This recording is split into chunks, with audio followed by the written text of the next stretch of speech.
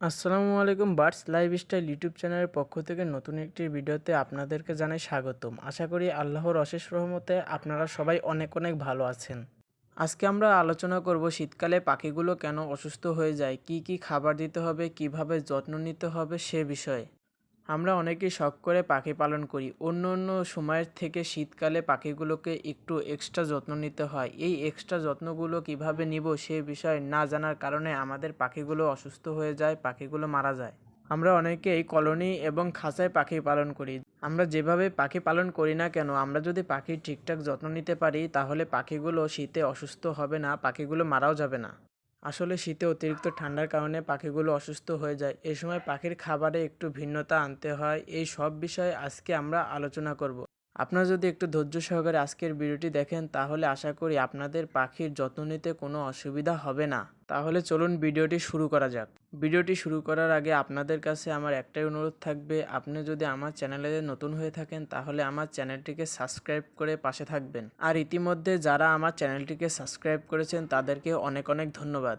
তাহলে চলুন কথা না বাড়িয়ে আজকের ভিডিওটি শুরু করা যাক।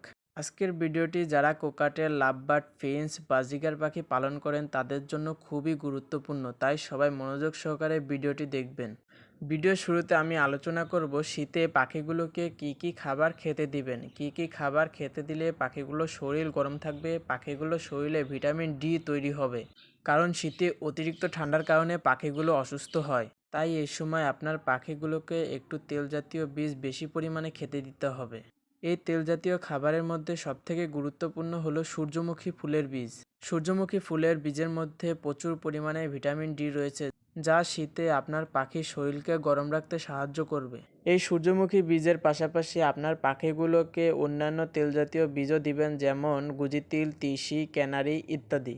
এই তেল জাতীয় বীজগুলো পাখিকে শীতের মধ্যে ভালোভাবে টিকে থাকতে সাহায্য করবে, তাই এই সময় পাখিগুলোকে তেল জাতীয় বীজ একটু বেশি পরিমাণে খেতে দিবেন। চিন্তার কোনো কারণ নেই, আপনারা যদি এই তেল বীজ সবগুলো না পান, যে কয়টা পান সেই কয়টায় পাখিকে খেতে দিবেন, তাতেই হবে।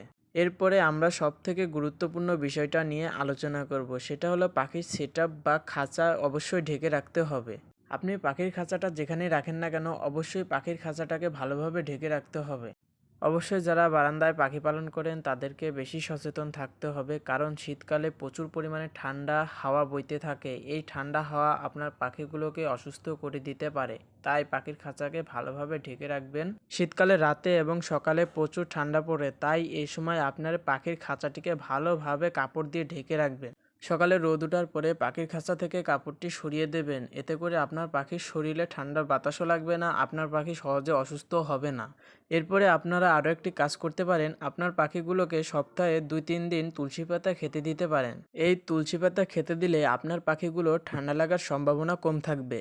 এছাড়া আপনারা আরও কিছু কাজ করতে পারেন, রাত্রেবেলা আপনার পাখির খাঁচা থেকে পানির পাত্রটি সরিয়ে রাখতে পারেন। রাতের বেলায় প্রচুর ঠান্ডা পড়ার কারণে পানিগুলো ঠান্ডা হয়ে যায়, এই ঠান্ডা পানি খেলে আপনার পাখির ঠান্ডা লাগতে পারে। বিশেষ করে যে পাখির বাচ্চা আছে তারা সকালবেলা প্রচুর পরিমাণে পানি খেয়ে সেই পানি আবার তাদের বাচ্চাকে খাওয়ায়। এই ঠান্ডা পানি খাওয়ার কারণে বাচ্চাগুলোরও ঠান্ডা লাগতে পারে। তাই রাতের বেলায় পাখির পানির পাত্রটি সরিয়ে রাখবেন, সকালবেলা কুসুম গরম পানি পাখিগুলোকে খেতে দিবেন। তাহলে আপনার পাখির ঠান্ডা লাগার সম্ভাবনা খুব কম থাকবে। এছাড়া আপনার পাখি যদি ঠান্ডা লেগে যায়, অনেকটা ঝিমানো ভাব চলে আসে, তাহলে আপনারা দারুচিনি, লবঙ্গ, তুলসী পাতা ইত্যাদি দিয়ে পানি গরম করে ওই পানি আপনার পাখিগুলোকে খেতে দিবেন। যদি আপনার পাখির মধ্যে হালকা ঠান্ডা ভাব থাকে সেটা কেটে যাবে। আর ঠান্ডার পরিমাণ যদি বেশি হয় সেক্ষেত্রে অবশ্যই ঔষধ ব্যবহার করতে হবে। বিশেষ করে একটা ভালো ঔষধ আছে অ্যান্টিবায়োটিক, সেটা ব্যবহার করলে ঠান্ডা অধিকাংশই কমে যাবে।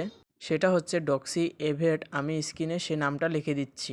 আপনারা যদি এই ওষুধটি না পান তাহলে ডক্সি সাইক্লিন গ্রুপের যে কোনো ঔষধ ব্যবহার করলেই হবে। আমি গ্রুপের নামটি স্ক্রিনে লিখে দিচ্ছি।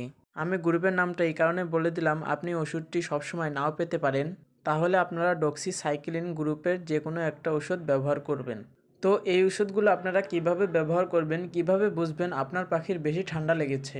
এটা আপনারা বুঝতে পারবেন আপনার পাখি গা ফুলিয়ে বসে থাকবে, নিঃশ্বাস নেওয়ার সময় মুখ হা করে নিঃশ্বাস নিবে। নিঃশ্বাস নেওয়ার সময় পাখির গলার মধ্যে শব্দ হবে, আপনার পাখির নাক দিয়ে পানিও পড়তে পারে। এই লক্ষণগুলো দেখে বুঝতে পারবেন আপনার পাখির অনেক বেশি ঠান্ডা লেগেছে। তখন আর দেরি না করে আপনার পাখির জন্য ঔষধ ব্যবহার করবেন। আপনারা যারা রুমের মধ্যে পাখি পালন করেন তারা পাতলা একটা কাপড় দিয়ে রাতের বেলায় পাখির খাঁচাটাকে ঢেকে রাখবেন। আর আপনারা যারা কলোনি আকারে পাখি পালন করেন, রুমের মধ্যে পাখিগুলোকে তো ঢেকে রাখার কোনো উপায় নেই, তাই সেক্ষেত্রে আপনারা রুমের মধ্যে 60 ওয়াটের একটি বাল্ব জ্বালিয়ে রাখবেন। তাতে রুম গরম থাকবে, পাখিগুলোর শরীরও গরম থাকবে। আর একটা বিষয় খেয়াল রাখবেন, পাখিগুলো যেন কোনোভাবে বাতি কিংবা কারেন্টের তার স্পর্শ করতে না পারে, কারণ বাজিগার পাখি কাটাকাটি করতে একটু বেশি পছন্দ করে। দেখবেন কারেন্টের তারটাও তারা কেটে ফেলবে, তাই এ বিষয়ে একটু খেয়াল রাখবেন। তাছাড়া আমি একটি স্যালাইনের নাম বলে দিচ্ছি, এই স্যালাইনটা সবসময় আপনার বাড়িতে রাখবেন।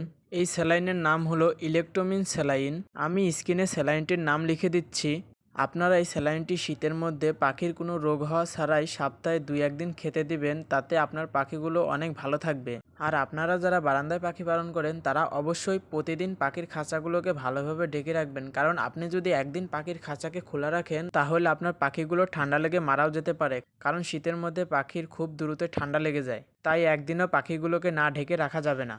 এছাড়াও শীতের মধ্যে পাখিগুলো চুনা পায়খানা বা সবুজ পায়খানা রোগে আক্রান্ত হয়ে মারা যায়। এজন্য আপনারা আগে থেকে সবুজ পায়খানা বা চুনা পায়খানা রোগের ওষুধ ঘরে এনে রাখবেন। এছাড়াও পাখি চুনা পায়খানা বা সবুজ পায়খানা রোগে আক্রান্ত হলে কি কি করতে হবে এ বিষয়ে নতুন একটি ভিডিও আমার চ্যানেলে আপলোড করব ইনশাল্লাহ।